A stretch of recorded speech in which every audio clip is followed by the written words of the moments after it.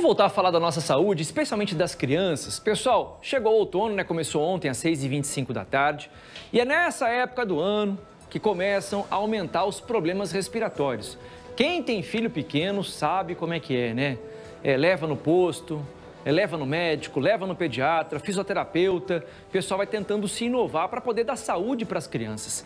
Daqui a pouco eu vou conversar aqui no estúdio com a doutora Jocilei Figueiredo, é uma referência nesse assunto aqui em Londrina, médica infectologista. Se você tem dúvidas, qual que é a hora certa de levar a criança no médico? Eu preciso encarar 6, 8 horas de fila lá no pai, por exemplo? Ou poderia tratar essa criança em casa? Manda a sua dúvida para cá, mas primeiro vamos ver a reportagem preparada para você que está nos assistindo. 1h37, roda aí. As manobras e massagens fazem parte da sessão de fisioterapia pulmonar.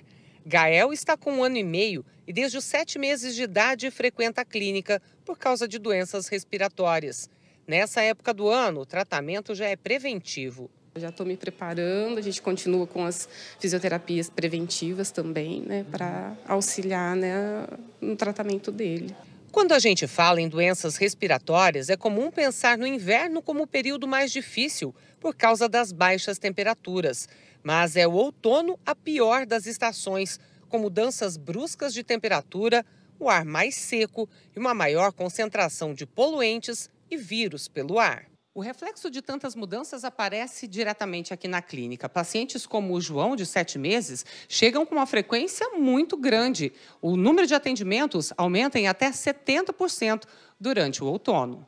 Márcia é fisioterapeuta e há 24 anos atende crianças com afísio pulmonar. O vírus abaixa a imunidade das crianças. Abaixando a imunidade, existe mais chance da bactéria entrar e virar um quadro mais importante, por exemplo, uma pneumonia. As gêmeas, Maria Clara e Maria Júlia, foram parar no hospital com pouco mais de 1 mês de vida.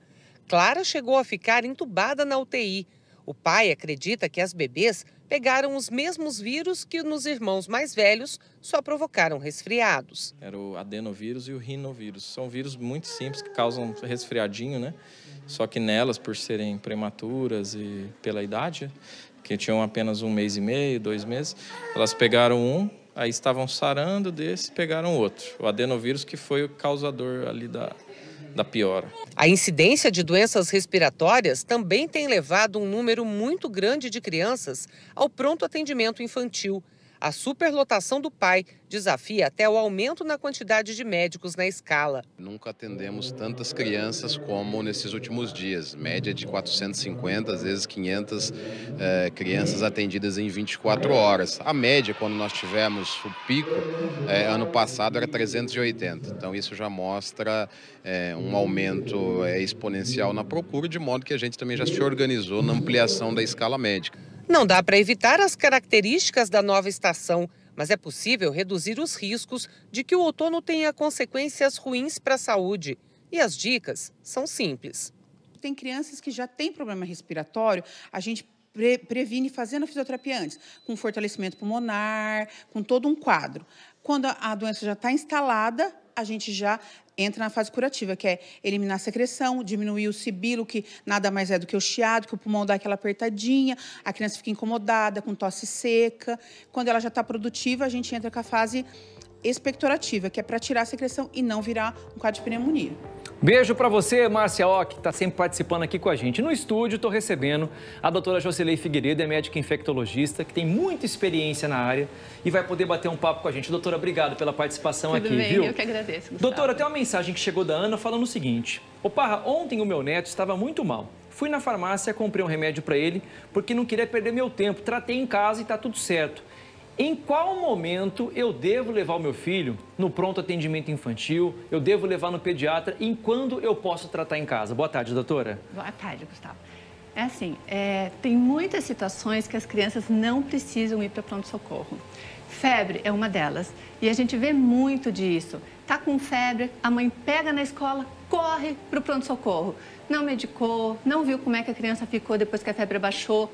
Então, isso é um risco muito grande, porque muitas vezes a criança não tem nada de grave, tem apenas febre. E o que acontece? Vai ficar exposto num lugar onde tem um monte de vírus, muitas bactérias e fazendo com que a criança possa ter doença muito mais grave do que ela está tendo agora. Que, na verdade, a febre é um mecanismo de defesa. Ela não vai fazer com que a criança tenha uma doença. Ela está se protegendo de algo que pode aparecer. Às vezes, a gente deixa 72 horas para avaliar a criança, para depois, sim, poder fazer um diagnóstico, fazer exames laboratoriais, se for necessário. Aí a mãe pode dar um banho na criança, um banho morno, pode dar um antitérmico para a criança poder melhorar. Então, assim, não bateu febre e vai direto lá no pai. Não é assim, né? De jeito nenhum. Primeiro que não é porque tem febre que você tem que medicar. Primeiro você vai medicar, você vai medicar se a criança tiver sintoma. Que sintoma? Está com dor de cabeça, está com mal-estar, está com dor no corpo, não consegue ficar em pé, está moado, está prostrado. Aí sim você vai medicar. Se a criança está com febre, mas está correndo, está brincando, a gente pega muitas crianças com febre, 38, 38,5, fazendo arte. A gente vê isso, doutora, nas imagens do pai. Sim. A criança está ruim em casa, chega lá, começa a brincar, pega o celular, daqui a pouco está brincando. Não tem por que levar uma criança que está brincando, que está ativa, não está com falta de ar, não está vomitando, não está com dor em lugar nenhum, no pronto-socorro. Outra mensagem por aqui. Boa tarde, pai. Eu só levo a minha filha no pai depois de 3 dias de febre. Essa semana ela ficou 3 dias com tosse seca e febre. Hoje acordou super bem, sem febre e tosse, comendo até os batentes das portas. Ou seja, a criança se recuperou. Então a mãe teve precaução de não falar, não vou desesperar para levar no pai de uma vez, né? Porque provavelmente a criança estava bem, não estava com falta de ar, não tinha nenhum outro sintoma. Para quê? Para que ela se preocupasse de ter que levar no pronto-socorro. Então, a gente não pode esquecer que nós temos que medicar a criança quando ela estiver mal. Então, outra coisa, passou a febre, a criança está bem? Observa. Passou a febre, a criança está mal? Hospital. Então, procurar sempre ter isso em mente. Para quê? Para não ficar expondo seu filho a doenças graves. A doutora falou aqui, ela atende também no pronto atendimento infantil. Qual que é a maioria dos atendimentos que são feitos lá no pai? A criança chega com qual tipo de sintoma, doutora? Febre, dor de cabeça, nariz escorrendo, trancado, tosse, mal-estar. Então, isso é o principal. Mas é aquilo que nós acabamos de comentar. Muitas crianças chegam com os sintomas que acabaram de começar. Então, começou a escorrer o nariz hoje, está tossindo, não quis comer. Isso é muito frequente de uma criança que está resfriada. Resfriado, a gente não tem que fazer nada além de medicar, sintoma, dar bastante líquido e fazer lavagem nasal.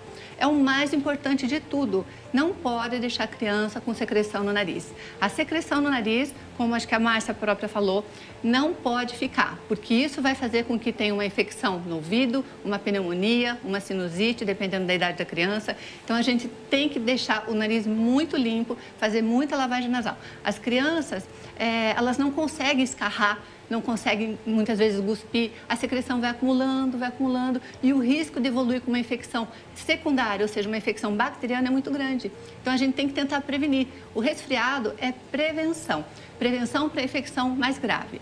Não tem como a gente saber se a criança vai evoluir com uma pneumonia, uma infecção de ouvido, enfim, não tem como saber. Mas a gente tem que tentar prevenir, dando muito líquido, uma alimentação saudável, fazer lavagem nasal.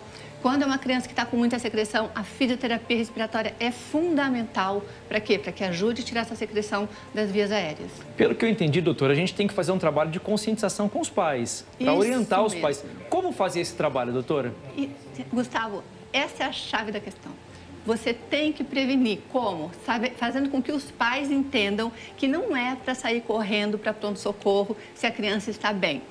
Mas está com o nariz escorrendo, está trancado, está tossindo, parou de comer. Gente, isso são sintomas de resfriado. Resfriado não tem nenhum remédio que você vai dar e vai curar. Ele dura de 5 dias, às vezes 7 dias. Pode durar sintomas. Tosse, por exemplo, de resfriado, às vezes dura 4 semanas. E você não tem que fazer nada. Mas você não vai dar um remedinho para tosse? Não, gente. Remédio para tosse é lavagem nasal, muito líquido, hidratar muito bem e ter uma alimentação saudável.